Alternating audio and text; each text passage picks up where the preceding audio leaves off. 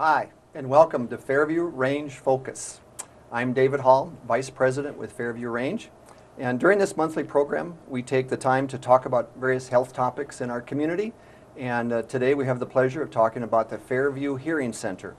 And we're going to talk a little bit about the Hearing Center and about hearing aids, hearing testing, and a little bit more about what services are available through Fairview.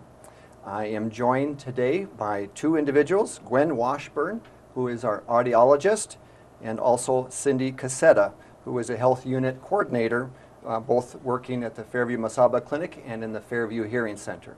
So maybe we could start, and Gwen, tell us a little bit more of introduction as far as who you are, what an audiologist is maybe, and help us understand that. Sure. An audiologist is a professional who specializes in hearing. We identify hearing loss. We work with hearing aids and fit and dispense hearing aids as well. We're licensed in the state of Minnesota. We also can work in private practice, or we can work in clinically and collaborate with ENT. Okay. So is there a difference between an audiologist and, I know in some facilities there or hearing centers they have hearing technicians, or is there another level? Not in the state of Minnesota. Okay. In other states, they do have an audiologist technician or an audiology tech who can work with the audiologist, but that isn't recognized yet in the state of Minnesota. Okay. There are hearing instrument dispensers Okay. who would work in private practice, who would dispense hearing aids. The difference between a hearing instrument dispenser and an audiologist is their college degree. Okay. Audiologists are either master level degreed or doctor level degreed, and hearing instrument dispensers have certificates through the state of Minnesota. All right. Excellent. That makes sense to me. All right. And Cindy, you're a health unit coordinator that work in the hearing center. So maybe tell us a little bit more about your introduction as far as what your background is and what you do at the hearing center. Sure. At the Fairview Masaba Clinic Hearing Center, my role is to answer phones when people call for an appointment, and after they call and they let me know what they need. I do make appointments if they call for a hearing test, or they may have a hearing aid and their hearing aid just isn't working like it's supposed to, and if that happens, we have them walk in. We have a walk-in center. It's on the south entrance of the Fairview Masaba Clinic. There is a parking lot that has parking signs for the hearing center, and all they have to do is walk in, and I'm right down the hall on the left that has a sign that says Hearing Center. And when they come in, I will take a look at their hearing aids, and I do have a folder on each candidate that has a hearing aid, and I look at that and find out if the hearing aid is in warranty. And if the hearing aid is in warranty, I go ahead and try to troubleshoot what I can. And after I take a look at it, and if I can get it to work, I will hand it back to the patient, and the patient can go home happy that their hearing aid is working. And if I can't help the patient get their hearing aid working, and it is under warranty, we do go ahead and send it in, and it takes about 5 days to 7 for it to come back. Okay. So the hearing center then can more readily help and service our hearing aid patients that have in-warranty needs or even out of warranty. Cindy is there to really be a good support role for those patients, and just if they have a problem, you bring it into Cindy and she'll take a look at it. If she can't fix it, and if it's in warranty, she can quickly send it into the company to be repaired. If it's out of warranty or they're not our hearing aid patients, then I can take a look at it and give them tell them what I feel is wrong with it or what their next step would be. And in that way, especially with our patients, then we can just get them hearing more quickly, right away, rather than having to wait and make an appointment to see me. So this has really been received very well by the community and our hearing aid patients. They love coming into the hearing center and having a more a private spot to discuss their concerns, and then being able to just walk right in, park at the Fairview Hearing Center parking spots, not having to register upstairs because they're going to be seen at the Hearing Center, and just get their needs taken care of really quickly. So no appointment is necessary to come in to just have a hearing aid tested or checked out or something? Correct. Okay. No appointment needed, just walk in the south entrance. Okay, so what about if I bought a hearing aid years ago, but I bought it from someone else? Does that mean that I need to go back to that facility, or could I still come into the Fairview Hearing Center? It depends Okay. on what kind it is. Okay. Okay. There's, hundreds of brands of hearing aids, Okay. and we have a range that we work with. And so, yes, sometimes I can help you. Any hearing aid, I can do some basic diagnosis. If it's dead, I'll do some basic cleaning, change the batteries, check for wax. I can do that on any type. Okay. But if you're talking about programming or readjusting, then that is something different. Okay. If it's in warranty from another facility, you're going to want to go back to that facility. Okay. Okay. So let's continue and talk a little bit about some of the supplies you have. You talked a little bit about that earlier when Cindy was talking about some of the batteries and people coming in and everything. So maybe you can show us, as long as you have a few things here today, some of Sure. the items that you have that are available.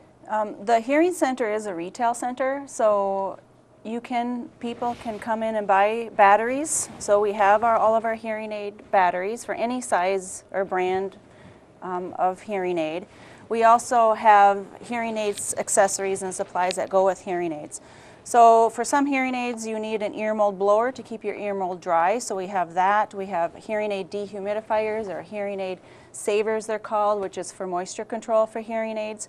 The two biggest repair issues with hearing aids are wax and moisture. So some of these supplies are available to help reduce repairs for hearing aids. We have battery testers, and with our children and who are seeing ENT and have tympanostomy tubes placed in their ears, they want to prevent water from getting in their ears. So we have custom and non-custom swim molds or water prevention for children or anyone with a tympanostomy tube. And Cindy will actually fit a non-custom Doc Pro plug, and those are available for purchase at the retail center as well. We have ear bandits, which is a neoprene headband, which can help further prevent water from getting into the ear. We also see children with hearing loss, and there's accessories that children and parents need for hearing aid retention, such as oto clips and type of ear gear for hearing aid retention. And so those are just a small example of things that people can walk in and get in the Hearing Center. All right, great. All right, let's talk a little bit now about maybe the process. Someone who maybe thinks they may have some hearing loss or is concerned about their hearing. Well, how does someone go about making an appointment or coming in to see you to have testing done? The first thing you'll want to do is to call Cindy, and Okay. just call her at the Hearing Center, and she will help answer your questions. And if you haven't had your hearing tested before, then she'll schedule you with a hearing test. And from there, I will ask you some case history questions to find out more information, and specifically of any medical needs that you might have. If there are any medical needs, then I need to refer you to either your primary care or the ear doctor. If you have had a hearing test before, or you've had a hearing aid before, and you feel like you don't have any medical needs, and there's nothing indicated on your hearing test, then you have the option of being scheduled for a hearing aid consult or exam. Okay. After the hearing aid consult and exam, and what that involves is about a 60-minute appointment where I talk to you about different styles of hearing aids, technology of hearing aids, expectations, pros and cons, review your hearing results, and I end with giving you a hearing aid recommendation. And from there you can decide if you want to place a hearing aid order or not. We have legal rights in the state of Minnesota for this, so we also review that information as well. Medical clearance for hearing aid use is always recommended, so we'll talk about that. And if you are ready to proceed with the order, Then they may need to make ear mold impressions to order the hearing aids depending upon the style. And after that, we will see you in 2 weeks for a hearing aid fitting. Oh, okay. Yeah. Sounds And after the fitting, then we see you for follow-ups okay. to check on how you're doing. All right. In Minnesota, you have a state law. You have 45 days to assess the benefit of your hearing aid. And in that time, we'll check on how you're doing. At your fitting, we practice over and over. So you are comfortable with putting the hearing aid in, changing the batteries, cleaning, and then, of course, I program the hearing aid for you at that time. Okay. And we'll see you for follow-up, and then we'll just go from there. Okay, excellent. So I'm curious, is there someone who maybe thinks they might have a hearing loss or is wondering, is there any particular signs or symptoms that are kind of classic, I guess, that an individual might be aware of or should be thinking about or watching for? Yeah, oftentimes people come in and it's not always the person themselves that are complaining, it's their family around them. Oftentimes I hear it's the husband or the wife or the children are encouraging their family member to come in and get their hearing tested. Hearing loss can be very, very gradual, and so oftentimes the person around them who doesn't have the hearing loss are noticing their family member's loss of hearing. Otherwise, you certainly have signs yourself. You're having to say huh or what a lot. I hear that often. You're misunderstanding conversation and groups and noise. And some people come in and tell me it's kind of a family joke about how they misunderstand the conversation and what things have been said. You know, the importance of having your hearing tested is certainly to improve your ability to hear, because hearing loss can lead to social isolation, depression. It can affect your ability in the workplace and for hiring. So for those reasons alone are good reasons to come in and just have your hearing tested if you have any concerns. Okay.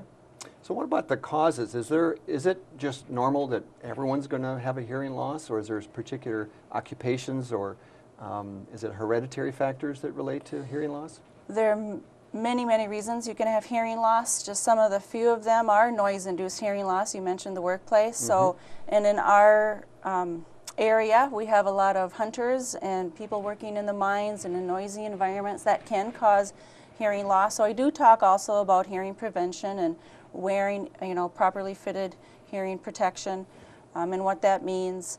And also genetics certainly can play a part. There's syndromes that are associated with hearing loss. There's also non-syndromic hearing loss. There's a mix types of hearing loss, conductive type of hearing loss where they might be helpful for you medically, and many syndromes and that can cause that as well. Other things such as mumps, measles, rubella, meningitis, and toxicities that also can cause hearing loss. Okay. We haven't talked about reimbursement. Are hearing aids covered by insurance companies typically? Some insurances do cover hearing aids. As far as hearing loss, yeah, usually insurances cover hearing tests once a year. As far as hearing aids, all you have to do is call the 1-800 number on the back of your insurance card and they'll let you know. Some insurances do have full coverage, some have partial coverage, and some do not have coverage. Okay. So it really varies. It does. So if someone comes in, can you help them interpret that, or they better understand what kind of coverage Yep. they do have? We always encourage the patient to call their insurance company so that they have the same information that we have, because sometimes you can get two different informations from the insurance company, and it's good when we're all on the same page and Sure. have the same information. Cindy will do a prior authorization on your behalf when you're scheduled for a hearing aid consult. Okay. Yep. Excellent. Now, I know you brought some hearing aids today, and I've seen lots of different kind of hearing aids. I remember one my grandmother used to wear. There was a big, looked like a transistor radio, but I'm pretty sure you don't use those anymore. So talk a little bit about some of the different types of hearing aids and styles. So I have a poster here that does show the different styles of hearing aids available today. And We have several types. So we have a completely in the canal hearing aid, which is the smallest style of hearing aid. It also takes the smallest battery. And that does fit into your ear very deeply, so you don't really see it when you're looking at someone. Then you have the next size larger, which is a canal. And then going larger, we have a half shell, a full shell in the ear hearing aid. These are all custom in the ear hearing aid products where I have to take impression of your ear. And then we have behind the ear products. This is a very popular hearing aid called a slim tube open fit hearing aid, and then also a counterpart called a canal receiver technology, and then also a standard behind the ear hearing aid. And we have to decide based on your audiological findings which hearing aid would be more appropriate for you. Sometimes you can be a candidate for any of them, and sometimes you can't. And then how, you know, if you have any dexterity problems, or if you have any other limitations, or your lifestyle, if you're out in the woods a lot, some will lend better to different lifestyles than others. Okay. Okay, and is there a particular one that is most popular? There is, and you're actually wearing it. Am I? Yes, I am. Okay. So it is an example of an open fit or a canal receiver type of technology. It's very popular because people like that the slim tube is very invisible along the side of your face, and then the hearing aid itself is behind the ear. The other reason they like it, and I'm going to take it out to show you that part. Okay. So go ahead. May I? Yep. All right. I have to say, I've been wearing this for just a little bit so we could show this, but it kind of warms up, it seems like, and you don't even realize it's there. Right, and that's one of the first things people say is they can't even feel it that is there. And one of the reasons that is because the dome, which is the end, the part that goes into your canal, is very soft and flexible. There are also some expectations and some natural effects of wearing a hearing aid, such as called the occlusion effect, where when you wear something inside your ear, your own voice sounds louder to you. And that would happen even if you put your finger in your ear or a earplug in your ear, your own voice kind of sounds like you're talking in a barrel. Right, yep. And you have a little bit less of that effect with this style. Okay. So for those reasons, it is the most popular hearing aid chosen. Okay. It's Okay. very small. Yes. And there's a battery inside of that, is that right? Yep. And how Yep. long does the battery last? Is that something you have to change every day or Every week. Every week? Yeah. In general, batteries last once a week. The smallest hearing aid, though, that battery only lasts 2 to 3 days. Oh. So these are the types of things that I talk about when making a hearing aid recommendation for a patient, because some patient may not be able to or be interested in changing batteries that often. So we might go to a different style for that reason as well. We also talk about accessories with hearing aids. There are a lot of improvements in technology today. And so I have a couple of those to show. And remotes are very popular with hearing aids today, so that the patient themselves can fine-tune their hearing aid in their own environment. So I can't come with you to the noisy restaurant that you're having trouble with, but the remote can. So you can fine-tune the hearing aid within a range, and that would just makes it a little bit better for patient satisfaction. Other fun things that are new technology are with hearing aids, and in the style that you have, hearing aids today are wireless. They actually talk to each other. So for example, this is called a U-Direct, and you wear it over your neck as a neck loop.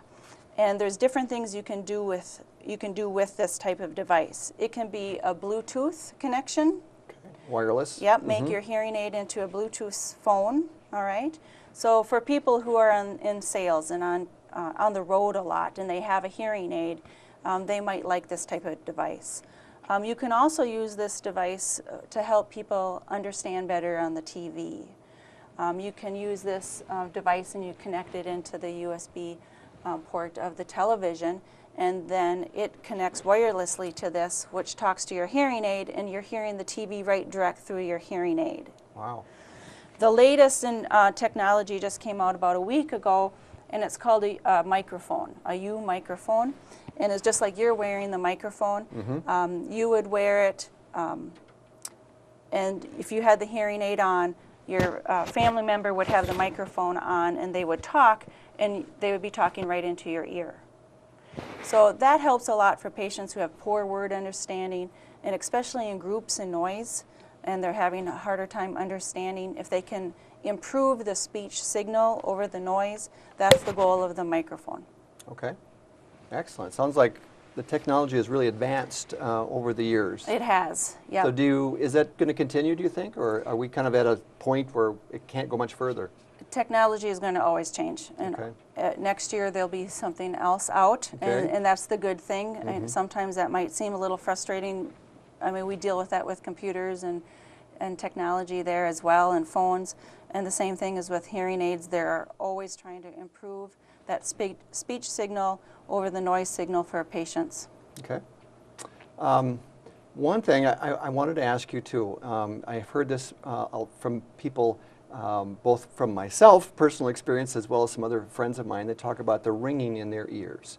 And that's not probably what most people would consider as a hearing loss in itself, but what exactly is that, and what impact does that have on hearing? Ringing or noises in the ears is called tinnitus. Some people say tinnitus. Okay.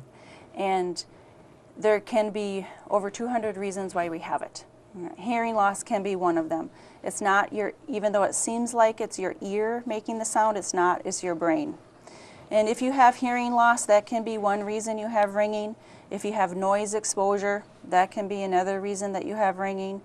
Other things though, if you have a high diet of sodium, caffeine, alcohol, tobacco, all those are exacerbators of tinnitus.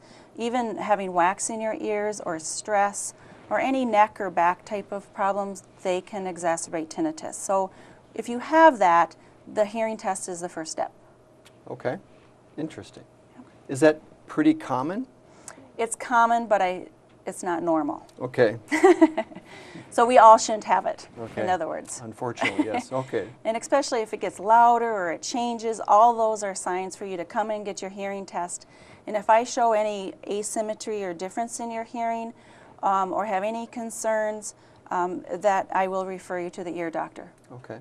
And you mentioned the ear doctors a couple times. Maybe you could maybe just reference them a little bit further. Right. We have 2 ENT physicians and a physician assistant in the ENT department. We have Dr. Mary Schinkel, Dr. Kristen Fredrickson, and Tara Eskelson. Okay. Wonderful. Yep. So if need be, you can refer on to them for further testing or evaluation? Absolutely. Our offices are right next door. We collaborate on a daily basis, and we often, you're going to come and do the hearing test, and then if I refer you to the ENT, you'll go there. And then after you've have any medical management needs, and if you're a hearing aid candidate, then you'll come back to audiology. Or sometimes you start off in the ENT department, depending upon what your symptoms are. Okay. And then they likely, if it's anything related to an ear, they're going to want your hearing tested. So this is how a lot of times we have our appointments back to back. Okay. Wonderful. Well, great. We're about out of time, so that's our show for this month. Gwen, I thank you very much for being here today. It's really interesting to hear more about the Fairview Hearing Center, and we thank Cindy as well. We are always looking for new ideas or topics. If there's something that you would like to hear more about, we would encourage you to give us a call. The number is 362-6771, and we'd be glad to take your ideas into consideration. So thank you again to everyone. Really interesting to hear more about the Fairview Hearing Center. And please watch for Fairview Range Focus next month. Thanks for listening.